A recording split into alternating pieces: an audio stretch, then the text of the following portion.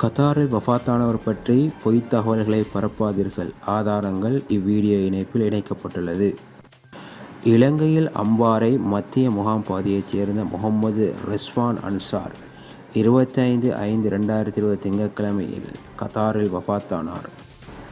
இவருக்கு அடுத்த மாதம் 30ஆம் தேதி இலங்கையில் திருமணம் கூட நிச்சயிக்கப்பட்டிருந்தது. இவர் மாரடைப்பினாலே மரணித்தார் என மிக தெளிவான ஆதாரங்கள் உள்ளன. கத்தார் அரசினால் இவர் மாரடைப்பினாலே மரணித்தார் என மரண அச்சாத்தி பத்திரமும் வழங்கப்பட்டுள்ளது.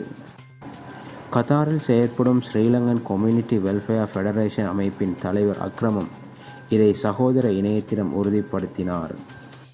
அக்ரம் இது பற்றி மேலும் கூறியதாவது: வஃபாத்தானவர் பற்றி போலியான தகவல்கள் பரப்பப்படுவதாக நாமும் அறிந்தோம். குறித்த மையத்தை நாங்கள் நேரில் சென்று பார்த்தோம். இறுதி வரை அதற்கான பணிகளில் பங்கேற்றோம். வஃபாத்தானவரின் உறவினர் ஒருவர் கூட எங்களுடன் இருந்தார். வைத்திய அறிக்கை வேலை செய்த கம்பெனி, அவருடன் இருந்த நண்பர்கள் என சகலரும் முகம்மது ரிஸ்வான் அன்சார் மாரடைப்பினாலேயே மரணித்தார் என்பதை உறுதி செய்துள்ளனர். நிலைமை இப்படி இருக்க, வஃபாத்தானவர் கேம் விளையாடி கண்வாய் மூக்கினால் இரத்தம் வடிந்து மௌத்தானதாக பொய்யை சிலர் பரப்பியுள்ளனர். இது தவறு.